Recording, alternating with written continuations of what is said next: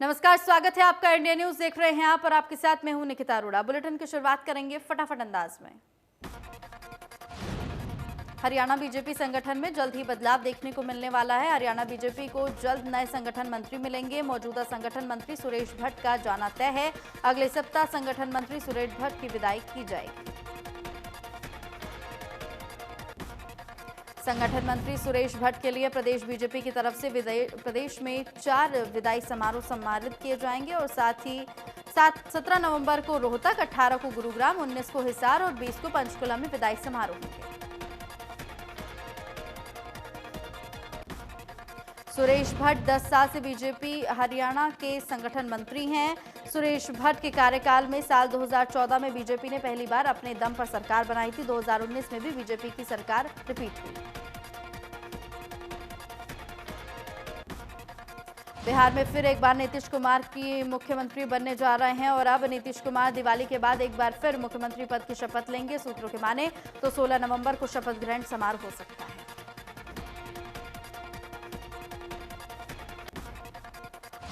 नीतीश कुमार इस बार 7वीं बार बिहार के मुख्यमंत्री के रूप में शपथ लेंगे। सबसे पहले 2000 में वो मुख्यमंत्री बने थे और तब से लेकर अब तक अलग अलग मौकों पर वो शपथ ले चुके हैं।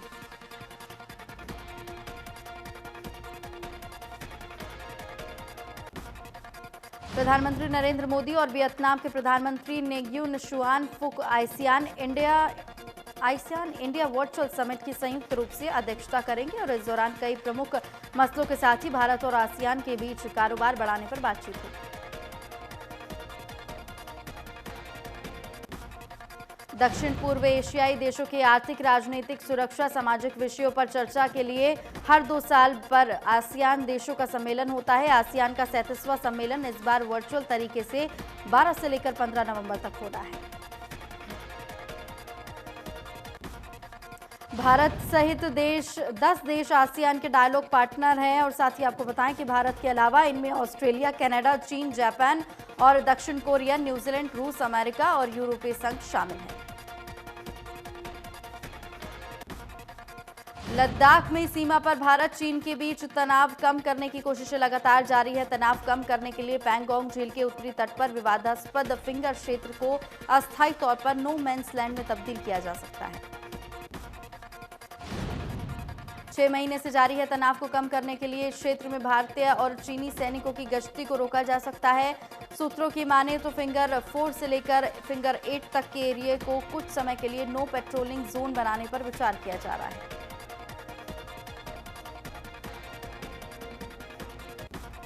अगर ऐसा होगा तो भारत और चीन दोनों अपने मौजूदा पोजीशन से पीछे हटेंगे। चीन फिंगर 8 से पीछे हटेगा, जिसे Bharat line of actual control बताता है।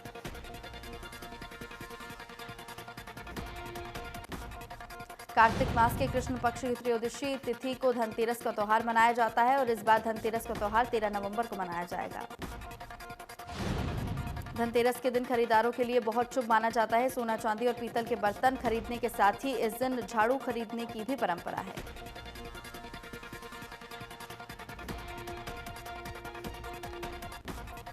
दीपावली त्योहार से पहले बाजारों में रौनक बढ़ गई है। फरीदाबाद के बाजारों में दीपावली की खरीदारी को लेकर दुकानें सज गई हैं। खरीदारी करने के लिए ग्राहकों का पहुंचना भी शुरू हो गया है। बाजारों में हर साल के मुताबिक दीपावली पर होने वाले खरीदारों में इस बार कमी आई है। दुकानदारों का कहना है कि पिछले साल के मुताबिक इस बार ग्राहक खरीदारी कम कर रहे हैं। धनतेरस पर बर्तनों की खरीदारी के लिए दुकानें सज चुकी हैं, लेकिन अभी ग्राहक नदारद दिखाई दे रहे हैं। इस बार दिवाली पर दुकानदारों ने चीनी सामान का बायकॉट किया है और साथ ही भारतीय उत्पादन लगातार बढ़ रहा है।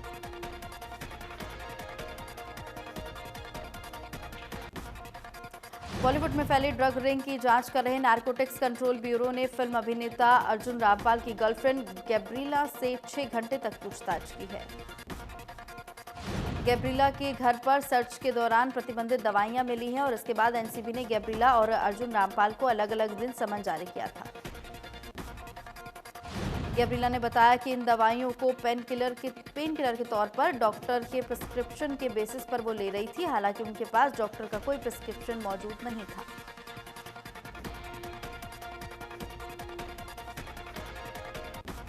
गुरुग्राम में प्रोजेक्ट एयर केयर और गुरुग्राम मेहरौली रोड पर गुरुग्राम के प्रवेश मार्ग के सौंदर्यीकरण की 2 परियोजनाओं का मुख्यमंत्री मनोहर लाल ने लोकार्पण किया। मुख्यमंत्री मनोहर लाल ने कहा कि गुरुग्राम और फरीदाबाद में वायु प्रदूषण हम सब के लिए एक चिंता का विषय है और इसी को देखते हुए वायु को साफ करने के लिए 2 प्रोजेक्ट एयर केयर योजना की शुरुआत की गई है। बड़ौदा के नतीजों पर मुख्यमंत्री मनोहर लाल ने कहा कि बड़ौदा की जनता का फैसला स्वीकार है। सीएम ने कहा कि बड़ौदा के विकास में कोई भेदभाव नहीं होगा। मुख्यमंत्री मनोहर लाल ने यह भी कहा कि बड़ौदा के विधायक काम बताएं और सरकार निष्पक्षता से उसे पूरा करवाएगी। जेजेपी के वोट ट्रांसफर पर सीएम मनोहर लाल ने कहा कि पहले के मुकाबले जेजेपी का पूरा वोट मिलता तो 70,000 के करीब वोट गठबंधन का होता। सीएम ने कहा कि किसी के कहने से वोट ट्रांसफर नहीं होता, लेकिन गठबंधन का कुछ लाभ जरूर हुआ है।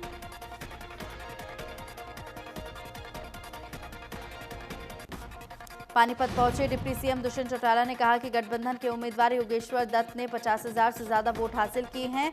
हम थोड़ा और मेहनत करते तो परिणाम बदल सकते थे। दुष्यंत चौटाला ने कहा कि जेजेपी का वोट बीजेपी को ट्रांसफर नहीं हुआ, ये ठीक नहीं है। 50,000 से ऊपर वोट मिलना यह दर्शाता है कि हमने खूब मेहनत की है। पूर्व केंद्रीय मंत्री बीरेंद्र सिंह ने कहा कि बड़ौदा उपचुनाव में कहीं ना कहीं चूक हुई है। उन्होंने कहा कि वोट प्रतिशत 36 से लेकर 40% तक बढ़कर हुआ है, लेकिन बीजेपी को ग्रामीण परिप्रेक्ष्य में काडर मजबूत करने के लिए अभी बहुत काम करने की जरूरत है।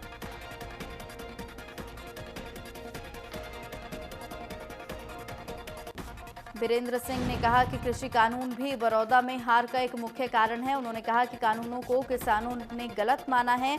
बीजेपी के ग्रास रूट के लोगों ने लोगों को समझाने की कोशिश नहीं की। उन्होंने कहा कि 2013 में मोदी के नेतृत्व से बीजेपी मजबूत स्थिति में आ रही है, इसलिए गठबंधन को अलग करके पार्टी को मजबूत करें ताकि किसी पर डिपेंड न रहना पड़े। साथ ही उन्होंने कहा कि गठबंधन से क्षेत्रीय पार्टियों को बल मिलता है।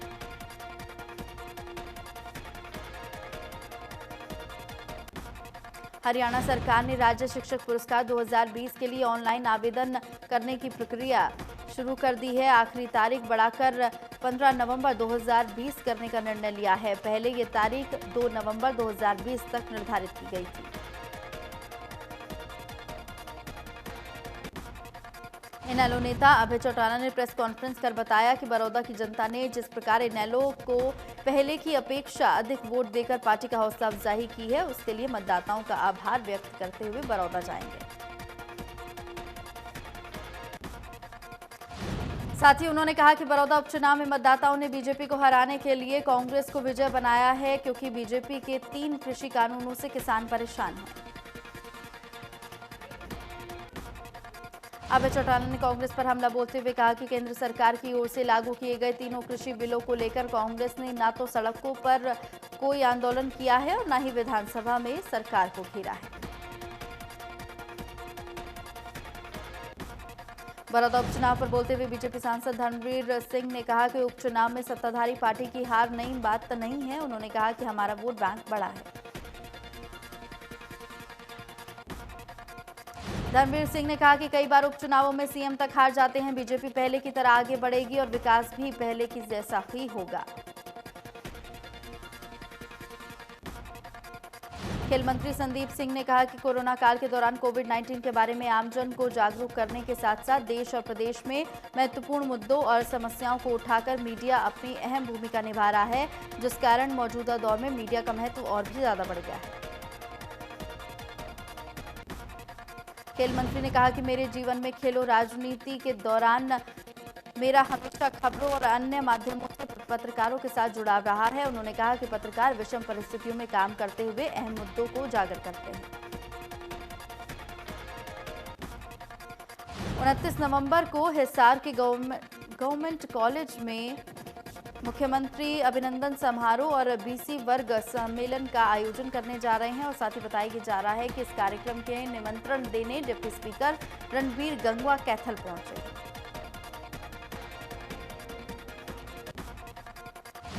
बड़ौदा उपचुनाव में मिली हार को लेकर रणबीर गंगवा ने कहा कि पूर्व मुख्यमंत्री भूपेंद्र हुड्डा ने क्षेत्रवाद का नारा देकर और किसानों को बरगलाकर वोट लेने का काम किया है, लेकिन फिर भी लोगों ने बीजेपी उम्मीदवार को अच्छा वोट देकर उनका सम्मान किया है। बीजेपी उम्मीदवार का वोट बैंक पहले से ज्यादा बढ़ा है।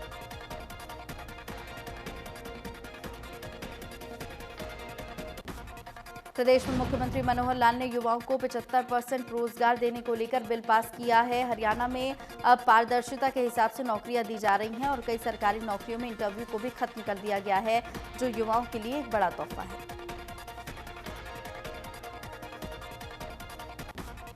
महम में बीजेपी नेता शमशेर खरकड़ा ने बड़ौदा में कांग्रेस की जीत को लेकर कहा है कि बड़ौदा की जनता ने अगर कृषि कानूनों को नकारा होता तो बीजेपी को 50,000 की जगह 50 वोट मिलते। बड़ौदा की जनता ने बीजेपी को वोट देकर कृषि कानूनों को सही ठहराया है। सरकारी मशीनरी के दुरुपयोग को लेकर उन्होंने कहा कि सीएम की छवि ईमानदार है और मुख्यमंत्री मनोहर लाल ने बड़ौदा में शांतिपूर्वक तरीके से चुनाव करवाया है। बड़ौदा में गठबंधन की हार पर बीजेपी के राष्ट्रीय अध्यक्ष अजय चौटाला ने कहा है कि हार एक विचार का विषय है। अजय चौटाला ने गठबंधन सरकार में काम न होने से कार्यकर्ताओं की नाराजगी के सवाल पर कहा है कि कोरोना काल के चलते कुछ काम नहीं हो पाए हैं, लेकिन सरकार जल्द सभी कार्यों को पूरा करेगी।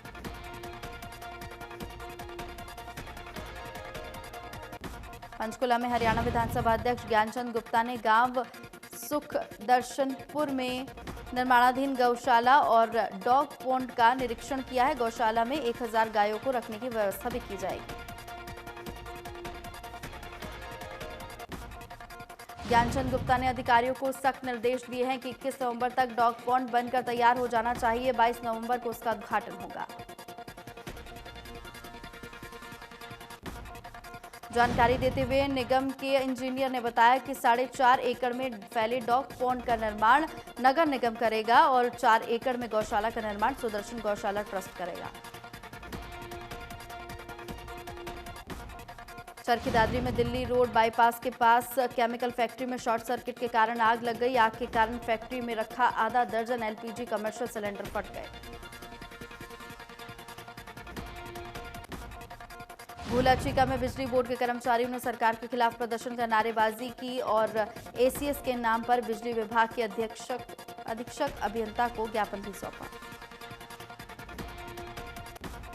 बिजली बोर्ड के कर्मचारी ने कहा कि सरकार ठेकेदारी प्रथा को बढ़ावा दे रही है और कोर्ट के फैसले की धज्जियां उड़ाते हुए समान काम और समान वेतन के फैसले को भी लागू नहीं कर रही है, जिससे कच्चे कर्मचारियों को शोषण किया जा रहा है।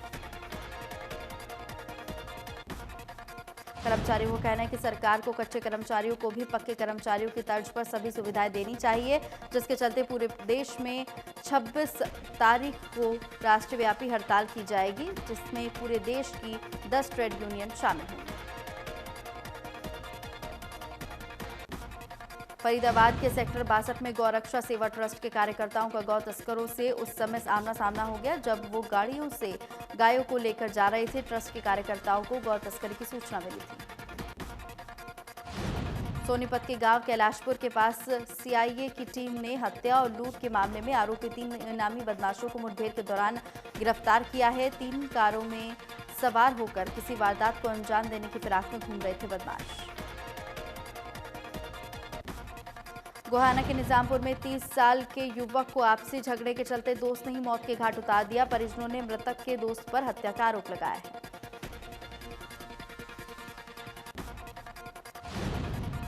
कैथल के करनाल रोड पर एसबीआई बैंक में सुरक्षा गार्ड ने खुद को गोली मार ली है। पुलिस और फोरेंसिक टीम मौके पर पहुंची और जांच शुरू कर दी।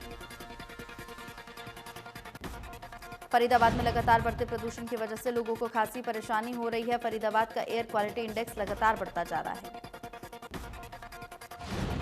फरीदाबाद में AQI 400 के करीब पहुंच गया है। प्रशासन और निगम के इंतजाम भी प्रदूषण को रोकने के लिए नाकाफी दिखाई दे रहे हैं, जिसकी वजह से आसमान में धुंध छाई हुई है।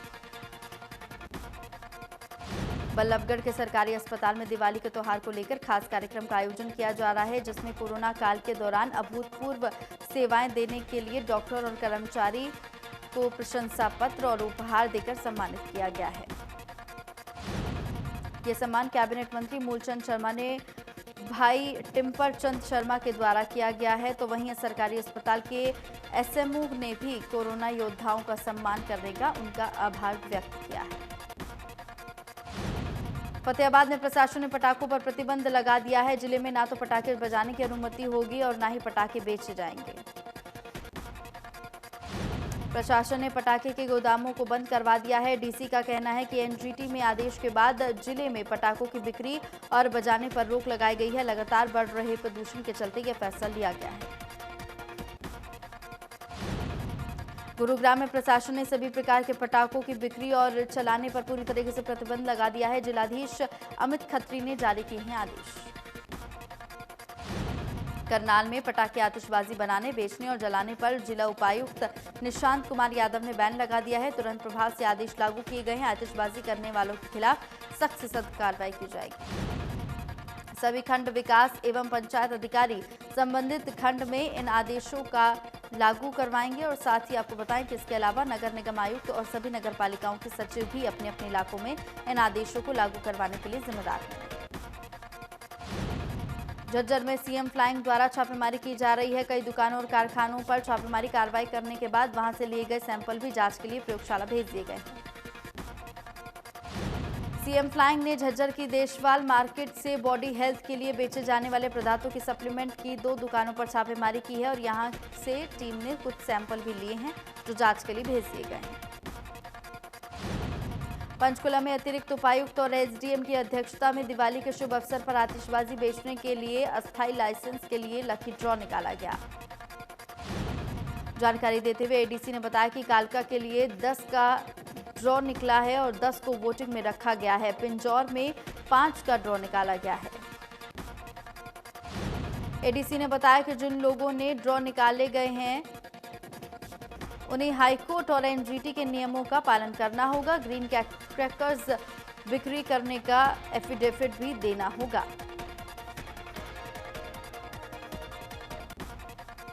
भिवानी के गांव दिनौद और नांगल चौधरी के गांव में शहीदों को बीजेपी सांसद धर्मवीर सिंह ने श्रद्धांजलि दी है। सैनिक सम्मानों के साथ पवन कुमार को दी गई है अंतिम विदाई। हजारों ग्रामीणों ने शहीद को शहादत को नमन किया।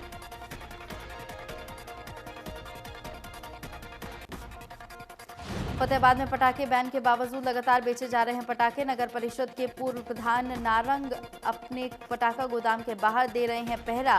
गोदाम के अंदर लगी है ग्राहकों की भीड़।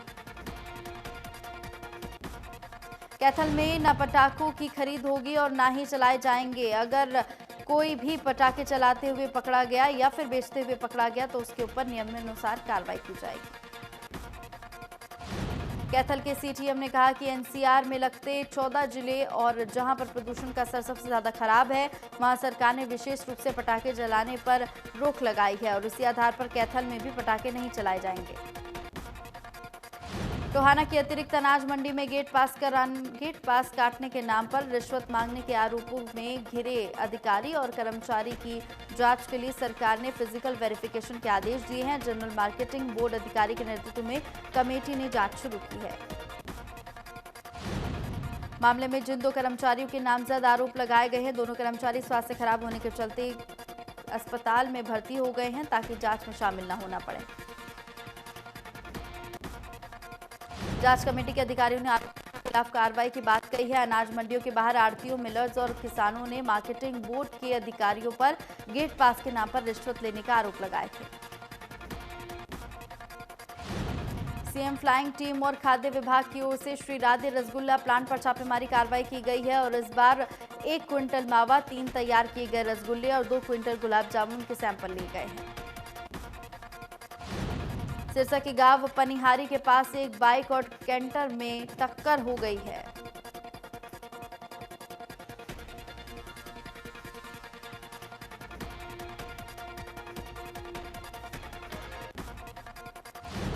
सिरसा में कोरोना से आज 3 लोगों की मौत हो गई है। वेदवाला और नाथुसुरी गांव में कोरोना से हुई है मौत, तो वहीं कोरोना के आंकड़े 98 नए केस पाए गए हैं। नूह में कोरोना से 13 नए संक्रमित मामले सामने आए हैं। अब तक 26 लोगों ने कोरोना से जान दे दी है। घरौंडा में रेलवे रोड पर मंडी मानीराम के सामने एक ट्रक की टक्कर लगने से एक ट्रांसफार्मर गिर गया। हादसे के दौरान ट्रांसफार्मर में बिजली सप्लाई चल रही थी। गनीमत ये रही कि कोई बड़ा हादसा नहीं हुआ। हरियाणा टूरिज्म कर्मचारी संघ के कर्मचारियों ने पिछले 6 महीने से तनख्वाह न मिलने के चलते सरकार को शर्मिंदा करने के लिए फरीदाबाद के मुख्य चौराहों पर भीख मांगकर रोष प्रदर्शन किया और नारेबाजी की। कर्मचारियों ने चेतावनी दी है कि अगर उन्हें इस बार काली दिवाली मनाने को मजबूर होना पड़ा तो आगामी 26 नवंबर को टूल डाउन हड़ताल करने पर मजबूर होंगे और भीख मांगकर जो पैसे मिल रहे हैं वो सरकार को भेजेंगे। देश में 24 घंटे में 48,285 नए केस आए सामने। 550 मरीजों की हुई मौत। 86,84,000 से ज्यादा टोटल केस। 4,89,000 से ज्यादा नए केस हुए एक्टिव। महाराष्ट्र में कोरोना से एक दिन में 125 मरीजों की मौत। कुल मौतों का आंकड़ा हुआ 45,000 से ज्यादा। अब तक 88,070 केस एक्टिव। तमिलनाडु में कोरोना से हाहाकार। एक दिन में सामने आए 2,184 नए केस। अब भी 18,000 से ज्यादा केस एक्टिव। अब तक 11,415 से ज्यादा की हुई मौत। उत्तर प्रदेश में कोरोना से लोगों का बुरा हाल। एक दिन में सामने आए 1,848 नए केस। अब तक 4,73,316 ज्यादा मरीज ठीक हुए। 22,562 केस एक्टिव। राजस्थान में कोरोना के 16,000 से ज्यादा केस एक्टिव। एक दिन में सामने आए 2,080 नए केस। मरीजों का आंकड़ा हुआ 2,17,000 के पार। दिल्ली में लगातार बढ़ रहा है कोरोना का संक्रमण। 24 घंटे में सामने आए 8,593 नए केस। 85 लोगों की हुई मौत। 42,000 से ज्यादा केस एक्टिव। आंध्र प्रदेश में एक दिन में सामने आए कोरोना के 1,732 नए केस। मरीजों की संख्या हुई 8,47,000 के पार। 20,000 से ज्यादा केस एक्टिव। पूरी दुनिया में कोरोना के आंकड़े हुए 5 करोड़ 24 लाख के पार। अब तक 12,89,000 से ज्यादा मरीजों ने गंवाई जान। पूरी दुनिया में अब तक 1 करोड़ 44 लाख के पार कोरोना के आंकड़े। अमेरिका में कोरोना ने जमकर मचाई तबाही। कुल मरीजों के आंकड़े हुए 1 करोड़ के पार। अब तक 66,48,000 से ज्यादा मरीज हुए ठीक। कोरोना के मामले में पूरी दुनिया में तीसरे नंबर पर ब्राजील। अब तक 1,63,000 से ज्यादा मरीजों ने कोरोना के चलते गंवाई जान। कुल संक्रमितों की संख्या हुई 57,49,000 से ज्यादा। रूस में कोरोना के मरीजों का लगातार बढ़ रहा है आंकड़ा। कुल मरीजों की संख्या हुई 18,36,000 से ज्यादा। अब भी 4,36,000 से ज्यादा एक्टिव केस। 31,593 मरीज हुए एक्टिव।